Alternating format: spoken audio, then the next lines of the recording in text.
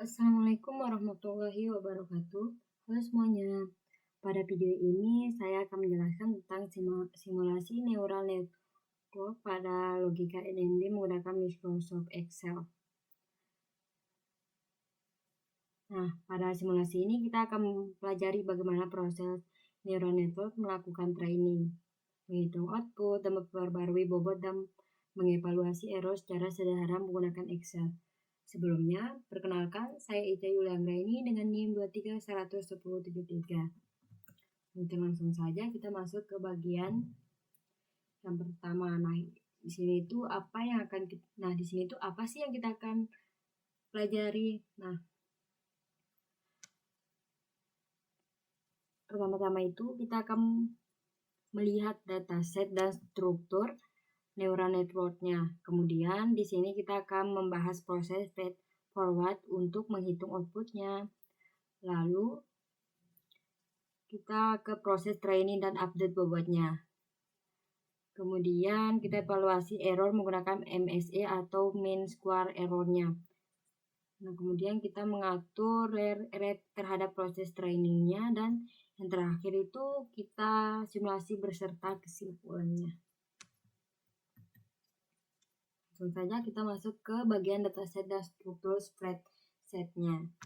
Yang dimana itu di sini itu terdapat dua input, mana itu input X1 dan X2 dengan nilai binarnya itu 0 dan 1. Teman-teman bisa lihat di sini. Kemudian dataset digunakan untuk melatih neural network-nya itu mengenali pola logika NND. Nah, selain itu terdapat bobot awal yaitu W1 dan W2 serta bias yang digunakan sebelum proses training dimulai. Nah, di mana training dilakukan secara bertahap dalam beberapa approach agar model dapat belajar dari data yang diberikan. Mungkin langsung saja ya, kita masuk ke bagian simulasi Excel neural network logika NND-nya. Nah, di sini tuh ditampilkan implementasinya, mana itu semua proses perhitungan dilakukan secara otomatis menggunakan rumus Excel. Mulai dari perhitungan output, error, hingga update bobot dapat dilihat secara langsung. Yang dimana dengan Excel itu proses training neural network itu menjadi lebih mudah dipahami karena setiap langkah dapat diamati secara detail. Ini kita bisa jelasin sedikit ya di bagian Excel-nya. Nah, di sini tuh ada approach 1, yang dimana itu pada approach 1 itu approach 1 ini tuh dilakukan perhitungan output per spectrum menggunakan rumus B tambah W. Nah, itu di sini akan masukkan 1, yang mana itu di sini tuh ada X1, mana itu di sini tuh B tambah W1 kali 1 tambah W2 kali 2 X2. Nah, mana itu di sini tuh hasil perhitungan datanya itu 1 tambah 3 kali 1 tambah 2 kali 1 sama dengan 6. Nah, kemudian errornya itu dihitung menggunakan rumus error target min output. Yang dimana itu di sini itu akan menampilkan error 1 min 5. Karena targetnya itu 1 dan outputnya 6, maka errornya itu min 5 ya. Nah, nilai errornya itu masih besar sehingga bobotnya perlu diperbarui.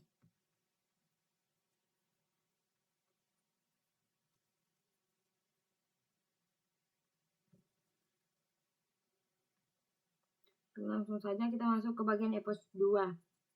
Nah, bobot dan bias yang sudah diperbarui membuat output lebih mendekati target. Dimana itu output data pertama menjadi 1,293 dan error mengecil menjadi 0,293. Nah, nilai MSI-nya juga turun dari 6,648 menjadi 0,2179. Yang artinya model mulai belajar dengan lebih baik dan error semakin kecil. Mungkin singkat saja ya bagian ininya. Kita kembali ke PPT-nya.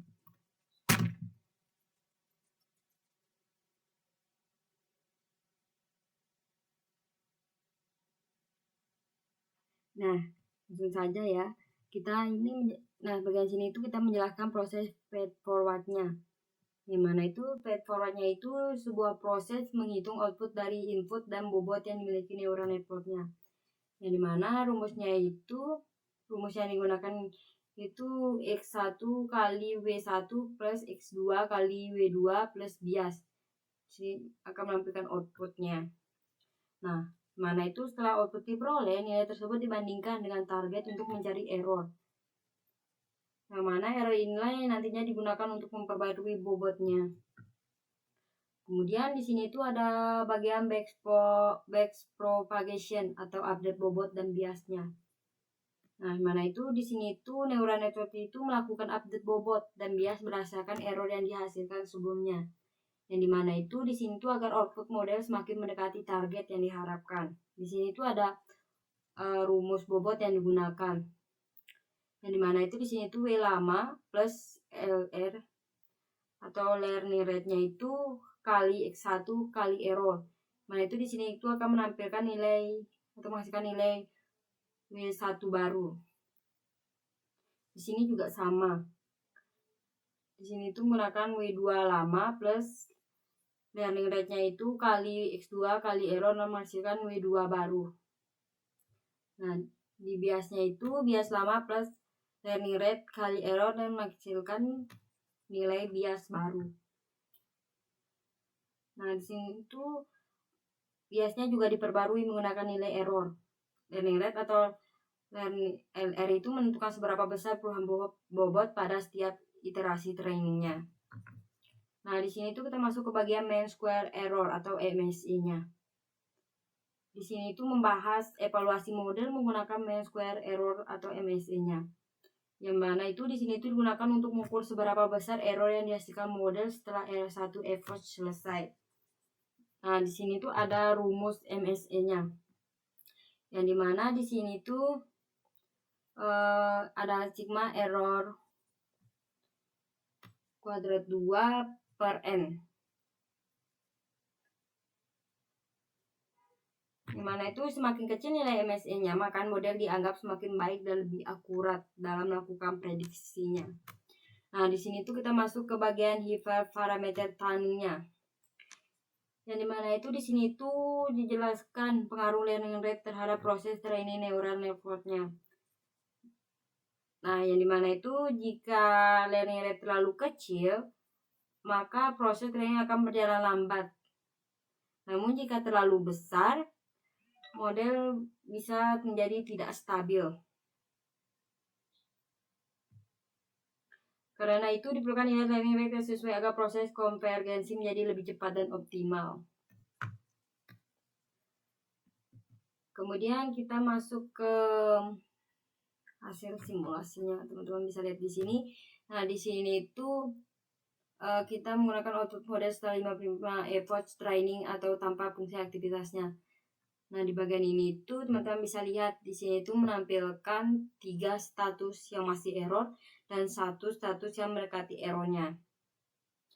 Nah, di sini itu masih terdapat error karena model belum menggunakan fungsi aktivitas. Yang mana itu penambahan fungsi aktivitas seperti sigmoid akan dibahas ya, teman-teman.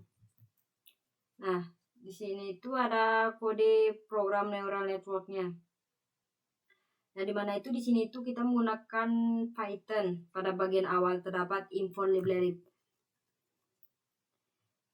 pandas ASPD dan dataset yang digunakan untuk training. Kemudian ditentukan bobot awal, bias, learning rate, dan jumlah effortnya. Kemudian semua parameter tersebut digunakan selama proses training neural network berlangsung.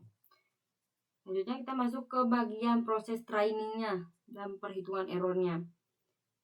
Di sini tuh program akan membaca setiap data, menghitung output, lalu mencari error menggunakan selisih target dan outputnya. Setelah error diperoleh, bobot dan bias diperbarui secara otomatis menggunakan rumus update bobot. Yang dimana proses ini itu dilakukan berulang pada setiap epoch agar model dapat belajar dari kesalahan sebelumnya.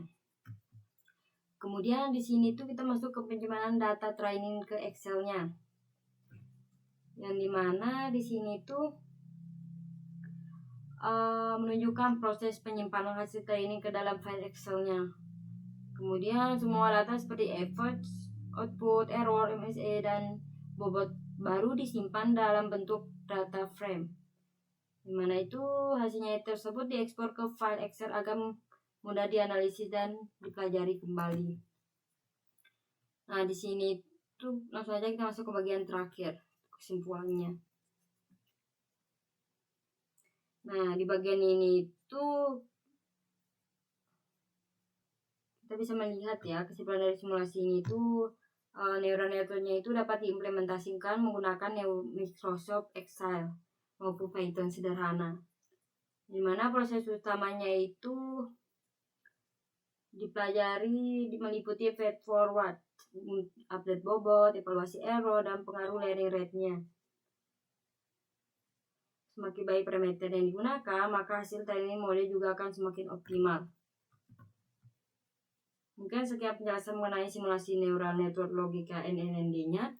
Kurang lebihnya saya mohon maaf. Terima kasih sudah menonton video ini.